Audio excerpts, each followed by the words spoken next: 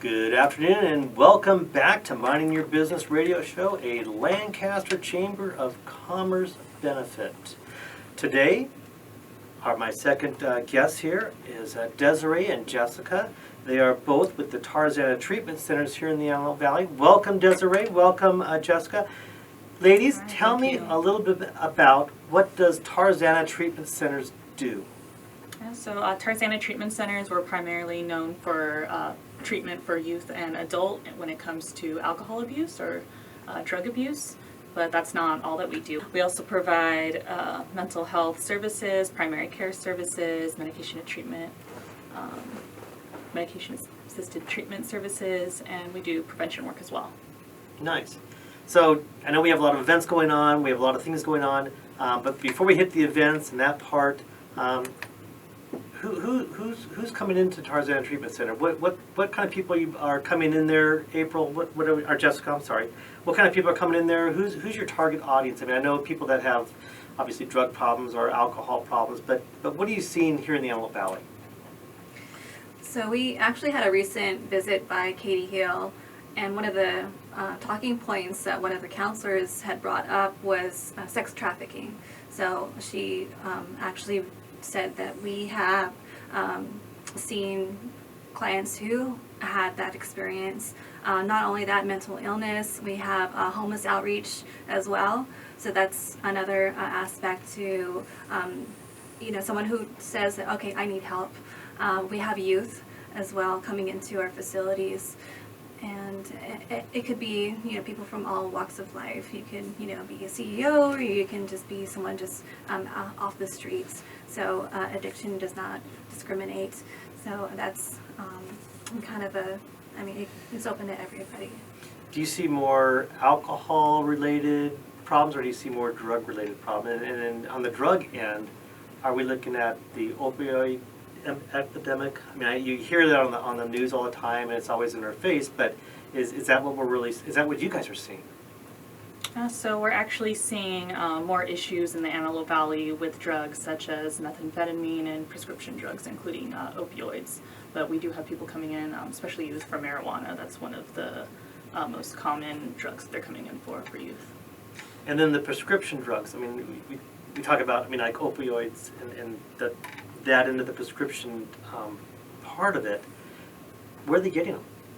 I mean, are we seeing that the doctors are just giving out too many, or a patient is going to 6 different doctors and getting the same prescription from 6 different doctors at 6 different pharmacies? Are we seeing it black market? What are you guys seeing out there?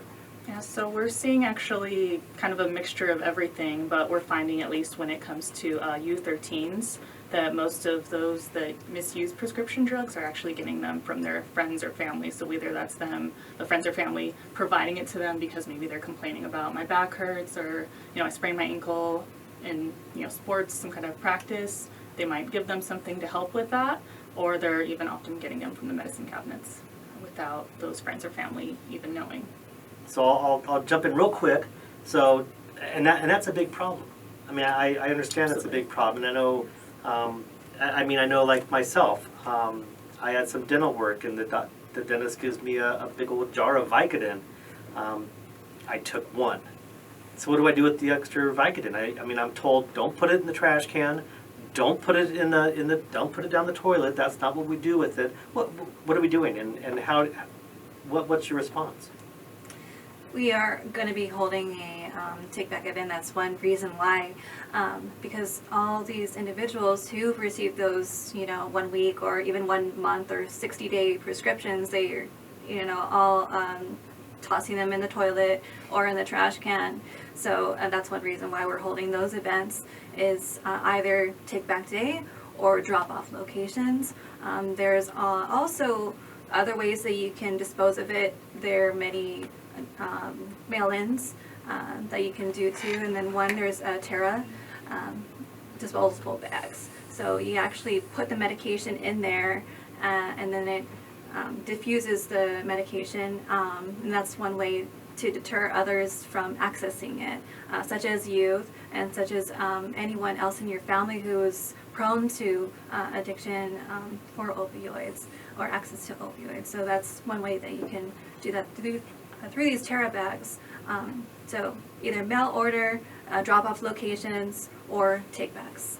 Okay, so I know we have a big take back day coming up in our near future, or very very soon to us. I know I am going to go there because, like I said, I have stuff in my medicine cabinet that I'm not going to use, but I don't know what to do with. So what day? Where do I go? What do I do? I mean, what do I do? Do I have to put it in a what? Tell me what I have to do. Yeah, so in order to dispose of your medications, the DEA actually has these national prescription drug take-back days twice a year. So they're usually always the last Saturday in April and last Saturday in October. And So that's April what? Or when's the next one for us? The next one is on October 26th, so it's a Saturday, and it's from 10 a.m. to 2 p.m.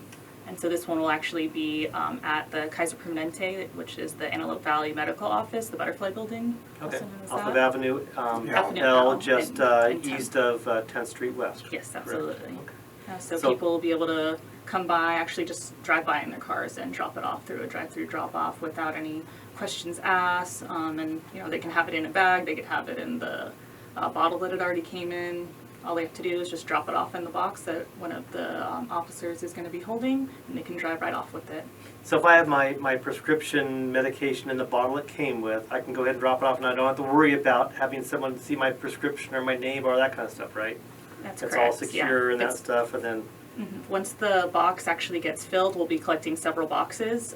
It'll be taped up, and then the DEA will come and pick that up from us, and it will be transported to a facility where it's just going to be incinerated. So, we're not going to be able to see any of your information. We're not going to go through it ourselves. The DEA isn't going to go through it themselves at all either. no one's monitoring what drugs are being turned in. We want a safe, easy, no hassle way to dispose of drugs, keeping them out of the cabinets, so friends, family, or whatever doesn't get into them, right? That's the Absolutely. main bottom line. Yes. Wow, that's really cool. I think that's really a great service that you guys are providing for our Valley residents. Because I'm sure there's people out there that have drugs in their cabinets, like myself, Yeah, and it's for That- free too. and there's no cost to it, and it's easy. I mean, the mailback thing is great, but I probably could have found that online and done it, but Yes. I haven't, but this I will do. So I think that's Absolutely. really an outstanding thing. What else? What other programs you guys doing over there? Or actually, you have how many facilities in the Antelope Valley? 3. 3? Do you want to tell me about each one of them? And a little brief there.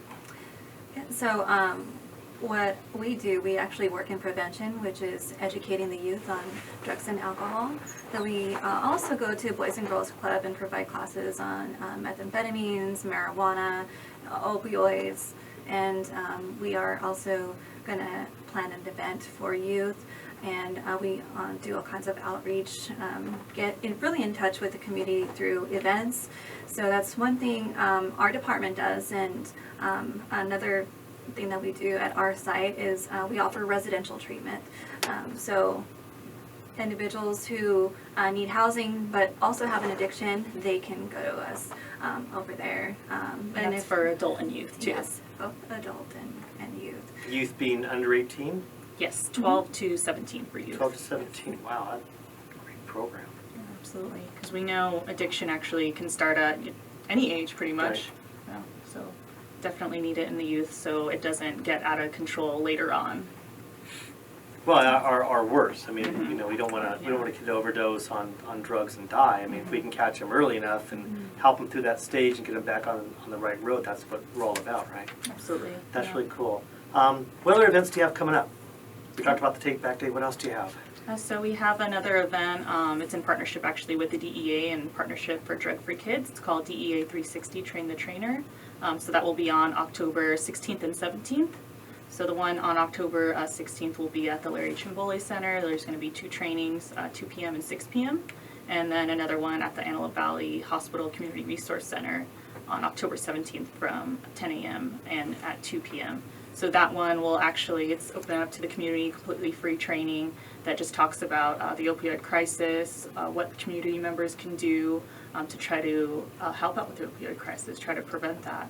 And attendees will also be able to learn how to talk to kids about anything, including alcohol and other drugs, as well as just the nuts and bolts for organizing and delivering these presentations, because we're hoping it'll kind of be a domino effect. You come to this training and we're hoping you're going to take it out to the community, maybe like other PTAs and parent groups, and provide it to them. Wonderful. So besides going to the Lancaster Chamber website, which is lancasterchamber.org, and you can look on our events calendar, and we have these events on our calendar. You can find out more information. Jessica, how else do they find you? Where do they go to get more information? They can go to tarzanatc.org, and they have a full list of services that we provide, and then also a list of our locations. And it's not just in the Antelope Valley. We're also located in Long Beach, Reseda. We have obviously our Tarzana main location, and then Northridge. So we're all over the. We actually also participate in the Hub and Spoke program. So there are other locations aside from ours that we partner with. Would you partner with? Yes. Awesome. Phone number for you guys? What's the best way? Can they call you? When can they call you? Where do they call you? Yeah, sure. So for the main number for Tarzana, where they can kind of direct you to where you need to go, is 1-800-996-1051. Cool. One more time, give me the website for Tarzana Treatment Centers. www.tarzanatc.org. Awesome. Jessica, Desiree, thank you for being on our show today. Yeah, I thanks think for having Tarzana us. Treatment Center is such an asset in our community. There's such a huge need out there, and I think that you guys really provide solutions and just that fallback that people in our community can do. So check out Tarzana Treatment Center, and we will see you soon. Thank you. Thank you.